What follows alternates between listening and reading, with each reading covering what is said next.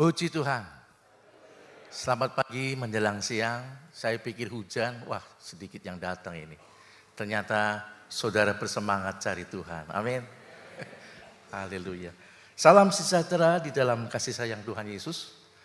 Bapak, Ibu, Saudara sekalian. Nah, kita Bapak Ibu disatukan di dalam Tuhan oleh karena darah Yesus. Jadi tidak ada lagi kamu orang Batak, aku orang Jawa, kamu orang Sunda, tidak ada. Di dalam Tuhan kita lebur jadi satu. Amin. Saya teringat saudara, orangnya datang ibadah enggaknya. Kayaknya sore. Ada seorang orang Tegal, orang Kerandon, orang Jawa. Dia kerja di Jakarta sama satu bos, selalu ketemu saya. Om pendeta di Mahanaim ya? Iya. Saya mau tanya Om. Majikan saya kalau marah selalu bilang begini, dasar wana. Memang wana. Lalu dia bilang beda sama kita mah tenglang. Apa sih Om? Saya akhirnya cerita saudara. Wana itu sebutan untuk orang Indonesia, khususnya Jawa. Tenglang apa? Tenglang itu orang Cina. Itu nggak boleh beda-bedain gitu ya anak Tuhan saudara. Lah berarti aku wana. Iya. Loh dasar wana apa ya? Saya tidak cerita lebih lanjut nanti dia sakit hati. Ya. Terus dia bilang jangan, tenang aja Bu. Biasa aja lah. Om siapa? Waduh kalau saya, papa saya Tenglang. Mama saya wana. Jadi Om apa? Tekwan. Saya pelayanan di Jakarta saudara. Sama anak saya. Dia ketemu saya. Om Tekwan. Saya diem aja saudara, nama saya bukan Tekwan. Ternyata saya yang di Tegal, orang perantun yang tanya tuh soal Tenglang sama wana. Nama saya bukan Tekwan, Gideon. Ini orang Tegal, jangan panggil Tekwan lah dulu ya, awas. Nah kemarin ketemu di Tegal saya jadi ingat ceritanya. Mau ke Mahanaim, tapi kayaknya nggak lihat, mungkin sore ya. Nah kita sebagai anak Tuhan nggak boleh beda-bedaan gitu ya. Kita sama di hadapan Tuhan. Dilebur menjadi anak Tuhan. Ya. Marga kita satu, Tuhan Yesus Kristus. Makanya waktu kita dibaptis, dikatakan engkau dibaptis dalam nama Bapa, Putra dan Roh Kudus. Ya itulah Tuhan Yesus Kristus. Nama fam kita sama di hadapan Tuhan. Saya Gideon Santoso, Tuhan Yesus Kristus, Bapak kita. Amin. Ada yang belum dibaptis? Nanti dibaptis. Mari kita sekarang serius masuk dalam firman Tuhan saudara. Nah kita masih dalam tema tahun kita saudaraku. Yaitu tentang hidup bijaksana. Nah kali ini kita hidup bijaksana di dalam pimpinan atau tuntunan Roh Kudus. Dan saya kasih judul berikut saudaraku ya. Peran Roh Kudus dalam kehidupan orang percaya. Nah ayatnya sudah sangat populer saudaraku yang Tuhan kasih. Di dalam Kisah Para Rasul 1 ayat 8. Firman Tuhan berbunyi demikian saudara. Tetapi kamu akan menerima kuasa. Kalau Roh Kudus turun ke atas kamu. Dan kamu akan menjadi saksiku di Yerusalem, di seluruh Yudea dan Samaria dan sampai ke ujung bumi. Nah Bapak Ibu pasti ingat atau sudah tidak asing lah istilah Immanuel. Immanuel artinya apa saudaraku? Tuhan ada di surga.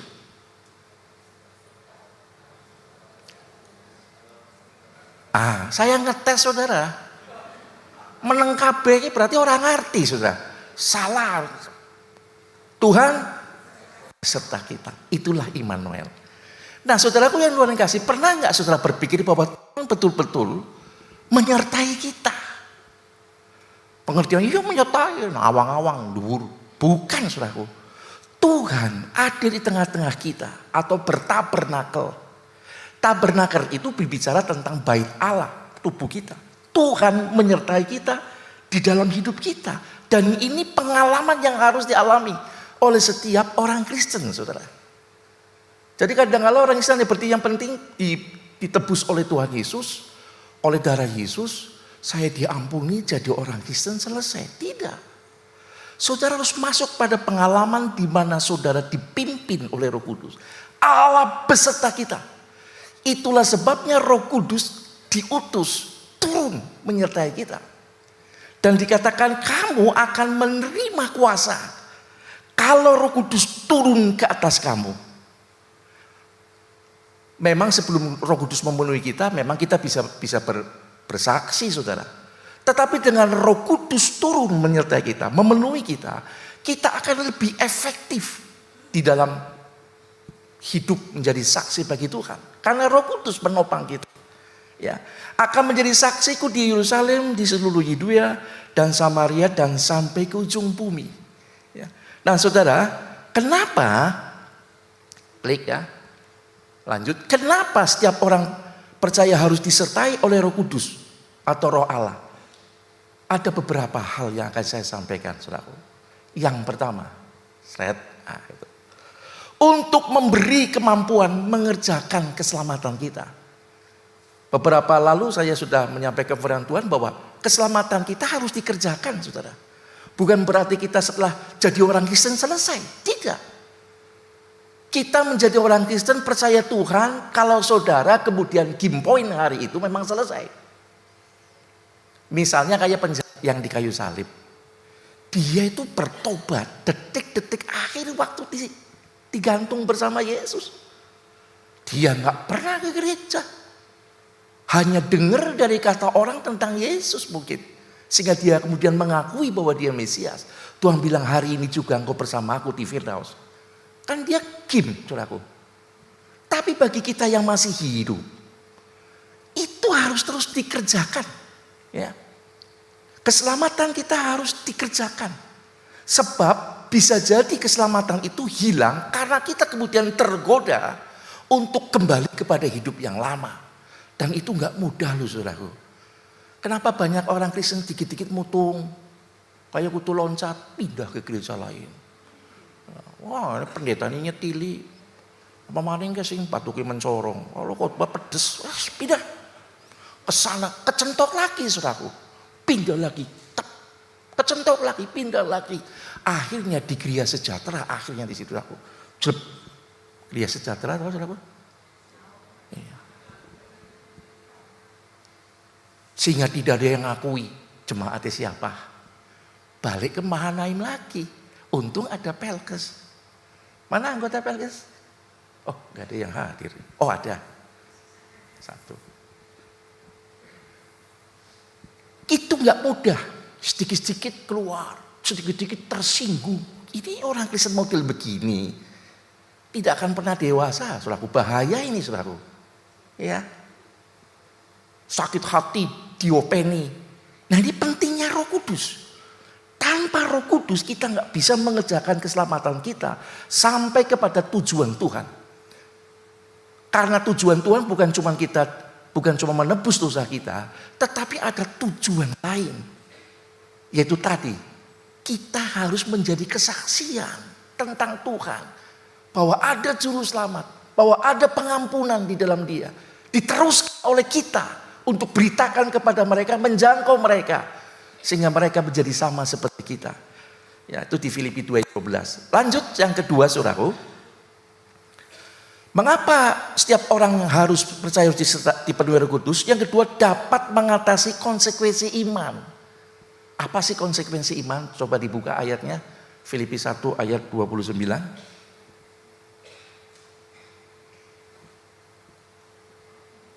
Nah, ini dia.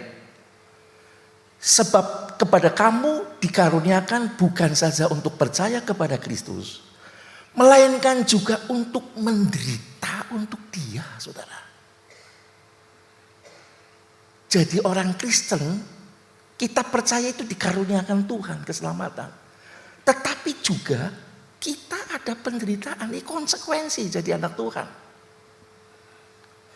Beberapa jemaat yang lagi meniti karir ngomong sama saya, Pak, itu atasan saya. Dulu bawahan saya. Kok bisa nyelip? On kerjanya beli bener. Bukan, Om. Karena saya Kristen. Dia bukan. pimpinan yang dulunya kayak dia diangkat ke sana. Dia menderita. Seperti banyaklah saudaraku ya. Saya pernah kesaksian kan, dulu saya kontraktor saudara ya. Sebelum punya rumah, Tuhan rupanya memberkati saya rumah. Dulu saya kontrak di sini, selesai kontrak di tempat lain, selesai kontrak lagi. Dan saya dikates. Wah, anak Tuhan, saudara. Siapa yang kontrak di situ? Cina. Wah, wis Cina Kristen maning. Dibully saya, saudara. Istri saya hampir nggak betah. Kayak diperiksa kayak sampah aja diperiksa, saudara. Kalau sampai ada balung babi ini dusir, ya sing duwe omahnya siapa? Orang-orang di situ. Saya nyapa buang muka, saudara. Saya sapa terus. Kemudian saya naik motor, saya sapa selamat pagi. Dia jawabnya bagus sekali. Anak babi nunggang motor. Orang ganteng begini dibilang babi, saudara. Itu kalau bukan Roh Kudus yang memberi saya kekuatan, gelut saudara, pasti.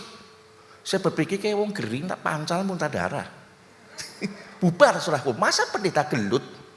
Roh Kudus bilang kamu lain, sabar. Sabar. Saya naik motor saudaraku, karena dia pelan sekali, saya salib, set. Marah dia saudara, dia bilang jangkrik, saya dibilang jangkrik saudaraku. Tati babi sekarang jangkrik turun derajat.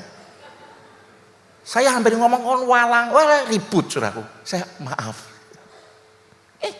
Ini yang kecil saudaraku. Ya, nah, coba kalau yang ngomong sesama jemaat pindah. Nah, ini jemaat ini nggak tahan ini.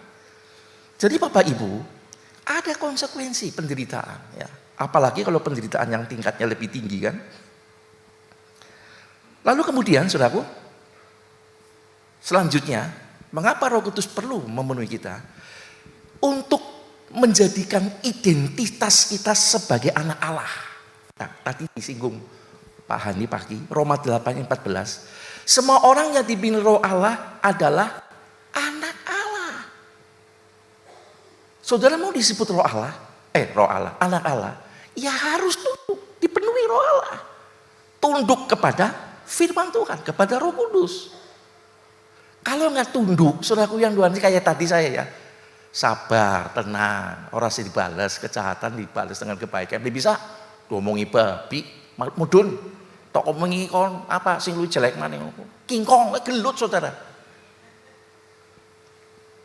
Karena anak saya tunduk kepada Roh Allah, karena identitas saya diketahui sebagai anak Allah, Pak, karena tunduk kepada Roh Tuhan.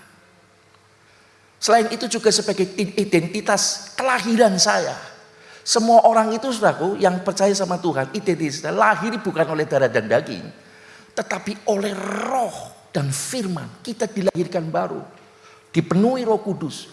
Itu identitas jadi anak-anak Allah. Meskipun banyak kali orang-orang Indonesia saudaraku membuat anaknya juga jadi identitas sejarah kelahirannya. Ada ibu-ibu sudah mules mau lahiran saudaraku, bawa naik mobil, ngebut suami macet saudaraku. Wah, bojone mules. Akhirnya bayi ini brojol lahir saudaraku. Lalu anaknya dikasih nama Jonathan. Brojol karena kemacetan. Mengingatkan dulu. Dan ini asli, sungguh ada teman saya. Teman saya saudaraku yang Tuhan kasih waktu lahir itu ibunya pergi ke kamar mandi, kemudian mules, baru lahir juga di situ. Dikasih nama Slamet Lakamdi. Artinya selamat lahir di kamar mandi. Itu asli ada teman saya sekolah. Slamet Lakamdi. Waktu saya tanya ibunya cerita sama cekakak ini bapaknya wis ngawur. Sejarahnya dia lahir di kamar mandi, saudara. Tapi kita lahir dari firman dan Roh Kudus. Dari Allah. Identitas sebagai anak Allah. Kemudian Roh Kudus ini yang akan menetapkan bahwa setiap orang yang tunduk atau dibimbing Roh Allah, kita adalah anak-anak Allah. Dan yang terakhir yang akan kita bahas adalah menjadi saksi bagi Tuhan. Nah Bapak Ibu, ini menjadi saksi bagi Tuhan kalau kita mengacu ayat di atas itu, yaitu menjadi saksi di Yerusalem, di Samaria dan Yudea. Ada Saya kan buka tanya jawab. Ya, orang Tegal kalau nanya itu nyeleneh ya. Pak, firman Tuhan sudah nggak up to date. Lah bisanya. Saya suruh menginjil ke seluruh dunia. Duitnya siapa? Gereja membiayai. Wis ora up to date. Saya bilang firman Tuhan selalu up to date. Ya. Itu memang diberitakan kepada para rasul yang kemudian mereka tersebar. Jemaat pun kemudian karena aniaya, Tuhan izinkan menyebar dan mereka menyebar sampai Injil disebarkan sampai hari ini. Nah zaman sekarang pun kita bisa menyebar itu tidak harus kita ke sana saudaraku. Tapi kita lihat catatan selanjutnya saudaraku. Menjadi saksi itu saudaraku, menjadi saksi bagi Tuhan itu mencakup keseluruhan kesaksian hidup kita. Bukan ketika kita dalam pelayanan kesaksian saja. Saudara nggak perlu saudaraku pergi ke ujung dunia. Ujung dunia mana sih? Kutub utara. Pokoknya kan menyebar. Nggak perlu. Tapi kita bersaksi kepada siapapun yang kita temui. Misalnya kayak di gambar ini nih. Ini orang kulit putih sama orang irang beduang itu ya. Ngomong dia bersaksi saudaraku. Ini orang mungkin kan dari benua lain. Tapi kemudian orang ini pergi ke benuanya, dia menginjil. Itu Injil yang sudah beritakan sampai ke sana. Yesus ketika ke Samaria tidak masuk ke kota Samaria. Dia menangkan satu jiwa itu perempuan Samaria. Kemudian perempuan ini diubahkan, dia pergi ke Samaria. Terjadi KKR di sana. Dari mana asalnya? Dari Yesus yang memberitakan.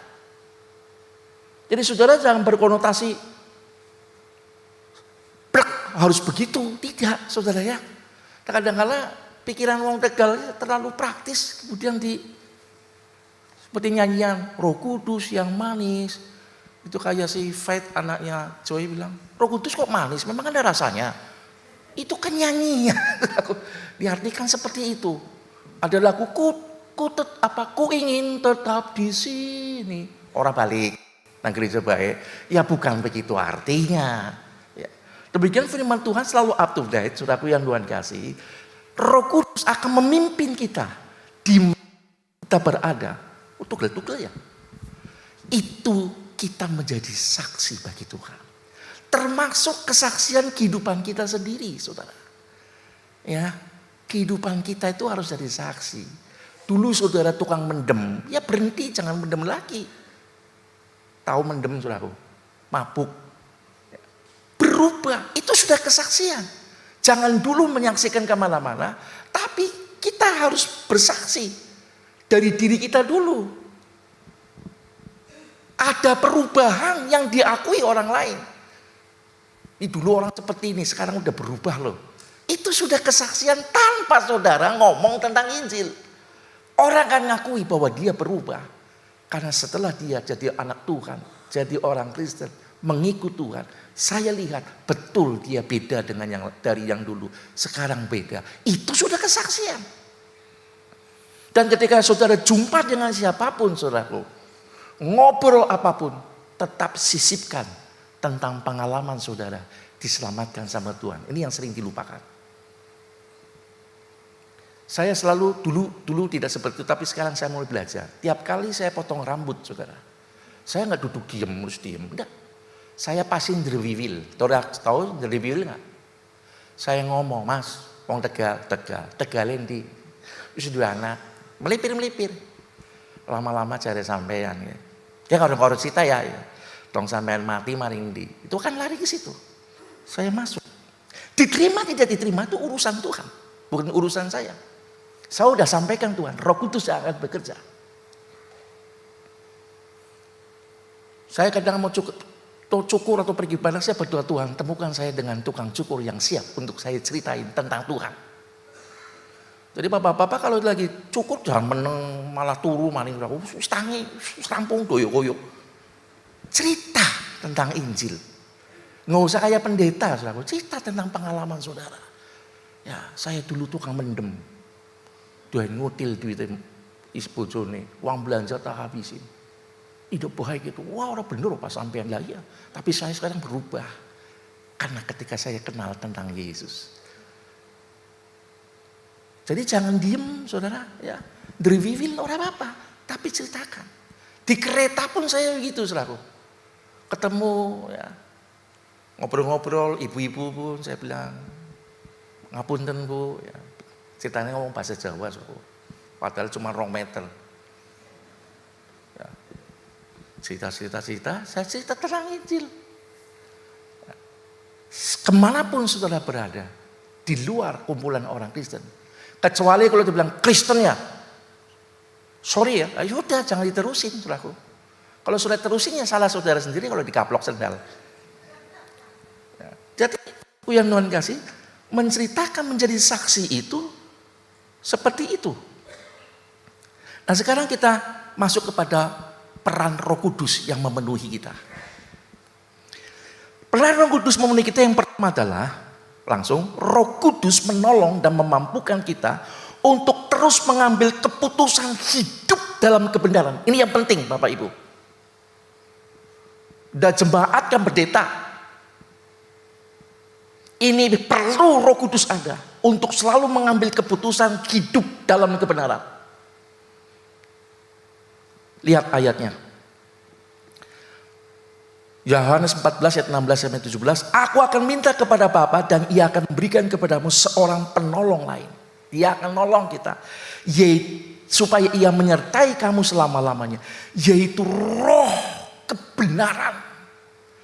Dunia tidak dapat menerima dia sebab dunia tidak mengenal dia. Tetapi kamu mengenal dia sebab ia menyertai kamu dan diam di dalam kamu.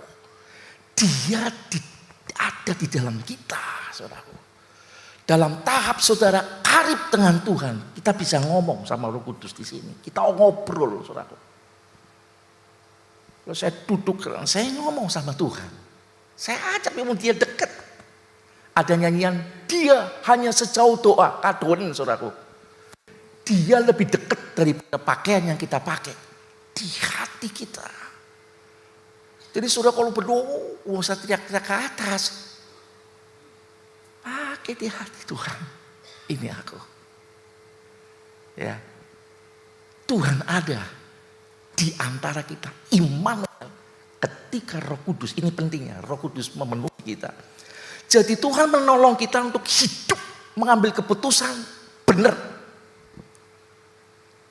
Ada keputusan-keputusan yang kadang-kala kita merugikan orang lain. Ya. Ada istilah kalau kita mau adil, jangan cuma bijaksana, tapi cobalah bijaksini juga. Kalau ke sana terus, di sini yang dirugikan. Memang rada nyeleneh, saudaraku. Tapi ada betulnya. Yang dilihat kok sana terus, ini nggak pernah diurus. Ya, saya belajar dari seorang konselor itu. Oh, yang dicecer kayak terus gitu. Ini nggak pernah dihitung. Jadi minta Roh Kudus untuk kita mengambil tetap keputusan yang benar dalam kehidupan ini. Dan itu penting, saudara. Terus yang kedua, peran Roh Kudus yang kedua, Roh Kudus akan menjadi penghibur dalam setiap kesulitan yang kita hadapi dan memberi cara mengatasinya, saudara. Ini pentingnya, kita punya pengalaman hidup dengan Roh Kudus. Dan ini harus dialami oleh setiap orang percaya, saudaraku. Ayatnya Yohanes 14 ayat 26, tetapi penghibur yaitu Roh Kudus yang akan kuutus oleh Bapa dalam namaku, dialah yang akan mengajarkan segala sesuatu kepadamu dan akan mengingatkan kamu akan semua yang telah kukatakan kepadamu. Dia menghibur kita dengan sesuatu yang di luar akal kemampuan kita. Kita lihat di situ ada 1 Korintus 10 ayat 13, pencobaan-pencobaan yang kamu hadapi tidak melebihi kekuatanmu. Sebab dia menyertai kita dan dia akan memberikan jalan keluar. Roh Kudus akan memberikan jalan keluar. Kita diingatkan untuk selalu kepada firman-Nya, bukan kepada kata orang. Dan ini penting, saudaraku, kita miliki semua. Supaya perjalanan hidup kita dalam kita mengerjakan keselamatan ini betul-betul kita ada dalam koridor kebenaran firman Tuhan. Selanjutnya, yang ketiga, Roh Kudus secara efektif memberikan kemampuan kepada setiap orang yang percaya untuk dapat bersaksi tentang Yesus, saudara. Sekarang saudara kayak kehilangan akal ya. Saya sendiri ketika lagi duduk, wah ini mangsa ini. Maksud saya mangsa itu mangsa untuk dimenangkan, saudaraku. Ada dua sejoli yang kayaknya ini lagi jatuh cinta. Saya mau ngomong dari mana ya? Pada ajak ngomong gerilan terus ya susah gitu kan. Nah ketika mereka mulai makan-makan, saya mulai masuk sedikit. Saya minta Roh Kudus untuk diberi kemampuan. Mulai dari mana saya ngomong Tuhan. Dan Tuhan kasih ide tentang kasih. Mereka kan lagi berkasih-kasihan. Ya. Coba ayatnya dilihat. Yohanes 15 ayat 26, jikalau penghibur yang akan kuutus dari Bapa datang, yaitu roh kebenaran yang keluar dari Bapa, ia akan bersaksi tentang aku. Roh Kudus bersaksi. Tetapi kamu juga harus bersaksi. Artinya Roh Kudus pun akan mendorong kita untuk bersaksi. Karena kamu dari semula bersama-sama dengan aku. Jadi Bapak Ibu, mulai sekarang cobalah isi hidup saudara. Untuk tidak ngomong hal-hal yang mungkin penting buat dunia saudara. Tapi jangan pernah lupakan pesan Roh Kudus. Untuk cerita, saksi tentang Yesus. Saudara punya pembantu di rumah? Pernah nggak cerita tentang Tuhan Yesus? Diajak makan bersama? Berdoa ya. Dia akan berdoa, dia dengar kita berdoa, mengucap syukur. Itu sudah termasuk kita lagi nginjilin dia. Walaupun dia tidak berdoa, dia diam. Tapi kan telinga dia mendengar. Roh Kudus akan bekerja. Saudara. Dan kalau dia mau diceritakan tentang kehidupan kita, karena kesaksian bosnya itu memang bagus, baik, ya pasti mau dengar. Tapi kalau kayak tadi diwana-wanain, ya nggak mau, saudaraku. Gitu. Diberikan kemampuan untuk bersaksi. Jadi saudaraku berdoa, memang perlu belajar kepada orang-orang bagaimana cara bersaksi secara efektif. Tetapi guru yang paling ajaib itu Roh Kudus. Ya. Yang keempat, karena waktu saudara. Roh Kudus akan menjaga kesadaran kita dengan cara selalu menginsafkan. Ayatnya ada di situ. Yohanes 16 ayat 8. Dan kalau ia datang, ia akan menginsafkan dunia akan dosa, kebenaran, dan penghakiman. Ini ruang lingkup dunia. Ya. Ketika orang menyaksikan kehidupan kita, mereka seperti terhakimi, saudara. Saya ingat saudaraku yang Tuhan kasih, ketika itu saya angkatan 32. Kami doa puasa 3 hari 3 malam sama beberapa teman yang suka berdoa. Waktu itu ada Yosef Manalu, Marlin Hudajulu, Sadar Yusak, namanya Sadar terus. Satunya siapa? 5 orang. Lalu kami bertiga waktu itu yang keluar. Oh, Laikonsam, kami bertiga, yang 2 tinggal, kami pergi. Kami masuk ke sebuah swalayan kecil, saudara. Saya menyapa seseorang dengan senyum. Lalu itu yang di swalayan itu ngeliatin kami, satpamnya juga ngeliatin, saudara. Seperti diikuti, kan kami jadi risih. Oh, posisi kulit, memangnya pan maling, apa mengutil. Saya bawa duit. Akhirnya saya ngomong, maaf ya mas, maaf ya dek. Bisa saya mentelengi aku sih. Maaf. Saya lihat dari semua orang pembeli ini, cuma Anda bertiga yang kayaknya bercahaya. Memangnya neon. Saya sampai berpandang. Ada kaca saya lihat, biasa saja. Tapi katanya di penglihatan dia, kami kayak lebih kinclong. Nyindir batu kenyong apa ya? Tapi si satpam ini bilang, ketika jumpa dengan bapaknya Pak, salam sejahtera. Kami seperti, ya ampun, kayak seperti terhukum banget. Kok ada orang bisa nyalami begitu? Saudaraku yang Tuhan kasih, ya, ini menginsafkan. Roh Kudus bekerja, apalagi kalau kita udah berbicara tentang firman Tuhan, tentang dosa, kebenaran dan penghakiman. Tapi kami tidak punya cukup banyak waktu bersaksi, itu di sebuah swalayan. Ya toh. Itu ketika itu saya masih ingat kami baru selesai doa puasa 3 hari 3 malam. Kami seringkali mencatatkan diri untuk doa. Ya, itu pengalaman itu saya tidak akan pernah lupa. Nah, ini dalam ruang lingkup dunia. Tetapi Roh Kudus juga menginsafkan kita secara pribadi. Roh Kudus akan menginsapkan kita akan dosa. Si biasa tukang mendem, adu ayam. Ketika pergi ke toilet lihat, ada orang adu ayam, kayak totoan gatel. Kamu sudah bukan orang dunia lagi. Insaf. Iya, aku harapan mendem maling. Tapi kalau sampai balelo berarti dia tuh memang melawan Roh Kudus. Ya.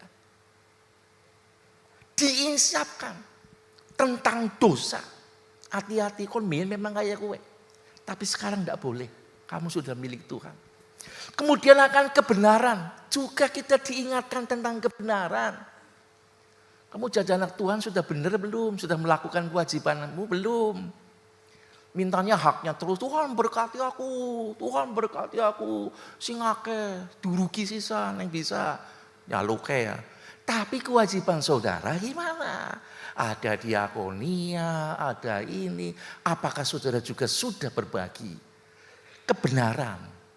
Apalagi hidup soal kebenaran, saudaraku. Ya, ucapan. Ini jujur, saya jujur, saudaraku. Satu saat ada orang datang ke rumah saya mau pinjam duit. Karena orang ini terlalu sering, saudaraku. Saya jadi nyetili, saudaraku. Nyetil banget. Kayak besi kibelah, ngomongin maning. Siap bos. Dia pergi, saya bisa kayak orang hilang nyawanya, saudaraku.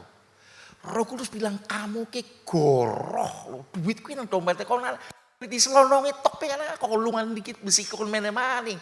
Tapi gini, iya ya aku dan kayak gini ya. Saya dengar, bojone lagi apa, jelek mendur. Roh Kudus itu peka, saudaraku. Kamu nggak bener loh. Akhirnya orang itu tak suruh datang, saya ngomong karena dia bukan anak Tuhan, saudaraku, tetangga belakang, warga RT. Ya saya ngomong baik-baik, tolonglah gini, insya. Puji Tuhan dia jadi baik. Dia dapat kerjaan, saudaraku, malam-malam. Dia pengen membalas kebaikan, cuman malam-malam, saudaraku, 1:30 digedor-gedor. Tak buka jrek, wong kayak maning. Tapi ada Pak, nggak boleh begitu. Pak, saya tidak lagi utang, tapi saya bawa ini pisang setandan, saudaraku. Saking ada pisang metak geret, saudaraku. Kalau kita lakukan yang baik, dia nerima baik, dia rasa diberkati, dia bisa diubahkan, saudaraku. Sayang dia udah pindah, saudaraku, ke Surabaya. Mau tak ajak ke Kompri ya tadinya supaya bisa bertobat pelan-pelan. Ternyata dia dapat panggilan kerja di sana. Saya di Surabaya om, kan karena doanya om Leta, jadi Tuhan tolong. Dia bisa ngomong Tuhan sekarang. Jadi Bapak Ibu, Tuhan akan insapkan. Yang ketiga menginsapkan akan penghakiman. Bahwa ada penghukuman. Jangan mentang-mentang saudara itu orang Kristen, pelayan Tuhan, pendeta. Kalau tidak melawan Roh Kudus, ada hukumannya. Hilang saudaraku. Diinsapkan, kalau nggak mau insap saudaraku, kita sama aja dengan melawan Roh Kudus. Dan hati-hati kalau sampai menghujat, nggak ada ampun itu. Yang kelima, Roh Kudus memimpin kita ke dalam seluruh kebenaran. Yohanes 16 ayat 13a, tetapi apabila datang yaitu Roh kebenaran, ia akan memimpin kamu ke dalam seluruh kebenaran. Roh Kudus akan memimpin kita kepada kebenaran. Ingat Bapak Gembala bilang, Kristianos, pengikut Tuhan yang betul-betul benar. Itu enggak gampang, saudara. Roh Kudus yang diutus. Kenapa Roh Kudus diutus? Karena kita tidak akan sanggup kalau kita pakai kekuatan kita. Roh Kudus akan memimpin kita dalam seluruh kebenaran. Itu dalam kurung saya tulis, sampai menjadi gereja yang sempurna. Itu bukan terjadi dengan sendirinya. Tetapi Roh Kudus akan tuntun kita. Mendengar firman Tuhan, dia kasih pengertian kepada kita. Dan pengalaman ini wajib dan harus dialami seluruh orang percaya. Jangan jadi orang Kristen titik, tapi orang Kristen yang progresif. Terus maju sampai kepada gereja yang sempurna. Yang keenam, Roh Kudus akan memberitakan hal-hal yang akan datang, saudaraku. Di dalam Yohanes 16 ayat 13 bagian B dikatakan demikian. Dan ia akan memberitakan kepadamu hal-hal yang akan datang. Roh Kudus nanti akan memberikan karunia-karunia. Ya. Salah satu karunia itu ada di Kisah Rasul 2 ayat 17. Bahwa orang-orang tua akan bernubuat. Nubuat itu mengatakan hal-hal yang akan datang. Dan ini akan digenapi loh saudara. Ya, pada pencurahan Roh Kudus 2 kali lipat ganda. Akan ada penuaian besar-besaran seluruh lapisan orang percaya. Orang tua akan bernubuat. Anak-anak akan mendapat penglihatan. Hamba-hambamu akan mendapat itu di Kisah Rasul 12. Itu karya Roh Kudus dan saudara. Kalau tidak mau masuk dalam pengalaman dan memohon Roh Kudus sudah berikan kepada kita. Tinggal minta. Saudara akan ketinggalan ini. Yang lain panen besar, kita malah jadi penonton. Ingat Bapak Gembala bilang, jangan ada jemaat yang jadi penonton. Ya. Orang ketang udah bisa apa-apa, wes aku bisa nyapu. Nyapu gereja aja. Ya. Bapak-bapak ikut nyapu, ibu-ibu, itu sudah pelayanan saudara. Nggak usah gengsi saudara, kami aja juga ikut nyapu. Nah, sekarang masuk pada kesimpulan. Mengapa sampai Roh Kudus diberikan kepada setiap orang percaya? Jawabannya karena tidak ada seorang pun yang akan sanggup mengerjakan keselamatannya untuk tetap hidup dalam rencana Allah tanpa dukungan Roh Kudus. Kalau itu sanggup, nggak mungkin Tuhan utus Roh Kudus turun di tengah-tengah memenuhi hidup kita. Di dalam Efesus 5 ayat 18 dikatakan demikian. Hendaklah kamu penuh dengan roh. Ini sebuah perintah bukan pilihan saudaraku. Setiap orang percaya hendaklah penuh dengan Roh Kudus. Haleluya. Gimana cara penuh Roh Kudus? Saudara tinggal minta, Tuhan penuhi aku dengan roh-Mu. Bukan cuma di gereja. Memang ada kesempatan saudara berdoa bersama-sama, bersatu hati. Di 10 hari ibadah doa kepenuhan Roh Kudus, saudara bisa hadir. Tapi bukan cuma di hari-hari itu. Kapan saja, di mana saja saudara berdoa memohonkan. Saudara dapat Roh Kudus itu penuhkan saudara. Saya punya teman saudaraku di soal kitab. Itu di angkatan 34. Dia berdoa pengen penuh Roh Kudus, gak bisa-bisa saudara. Sampai mau penamatan. Dia bilang sama saya, Roh Kudus kok kayak orang yang maring-nyong. Katanya gak sayang. Siapa bilang kamu aja, doa dengan sungguh-sungguh. Puasa kamu dengan sungguh-sungguh. Dia sungguh-sungguh saudara. Ya. Dia berdoa sungguh-sungguh. Kemudian saya masih ingat, kami ada kur. Kan tiap itu ada kelompok kur. Dia pas di belakang saya saudara. Waktu kami menyanyi, selaku tiba-tiba dia penuh Roh Kudus waktu nyanyi, saudara. Dan itu pas lagi perjamuan kalau nggak salah, kayak iya di perjamuan di belakang saya, sebab dia sembur saya, saudaraku. Waktu minum itu rupanya Roh Kudus membunuh dia dan itu dia sembur itu anggur, saudaraku, di kepala saya. Saya di depannya, saya nengok ini ada orang, apa saya nengok? Si borokokok ini. Ternyata dia berbahasa roh, saudaraku. Ya. Dan dia penuh pada waktu itu. Dan saudara, tanda orang dipenuhi Roh Kudus memang berbahasa roh, di glosolalia. Itu dikaruniakan, bukan diajarkan. Perhatikan baik-baik. Karunia roh glosolalia, tanda awal penuh Roh Kudus memang betul. Tetapi itu dikaruniakan oleh Tuhan, bukan diajar. Saya pernah lihat saudara ada orang tumpang tangan doa. Ikut saya. Kita berdoa. Penuh Roh Kudus. Kepala ayam. Ikuti saya, Bapak. Bukan. Tapi dikaruniakan oleh Allah sendiri. Bahasa asing. Yaitu kalau di dalam Kejadian pemenuhan Roh Kudus di Alkitab, kita ada 120 bahasa yang dikaruniakan kepada murid-murid. Sehingga orang-orang yang dari daerah itu mengerti, loh, dia kok bisa ngomong bahasa kita ya? Isinya apa? Isinya memuliakan Allah, memberitakan tentang Allah. Jadi Bapak Ibu, tanda awal penuh Roh Kudus, nanti akan lanjut ya, pengkhotbah selanjutnya itu. Itu adalah memang berglosalia, berbahasa asing. Tetapi itu dikaruniakan oleh Allah pada waktu Tuhan memenuhkan saudara. Itu bukan diajarkan oleh siapapun, tapi dikaruniakan. Puji Tuhan. Untuk itu mari Bapak Ibu, jangan berhenti pada pengalaman diselamatkan. Jangan berhenti pada pengalaman dibaptis dengan air. Tapi masuk pada pengalaman dibaptis oleh Roh. Yang kemudian terus menerus dipenuhi oleh Roh Kudus. Untuk menopang kehidupan rohani kita tetap kuat di dalam Tuhan.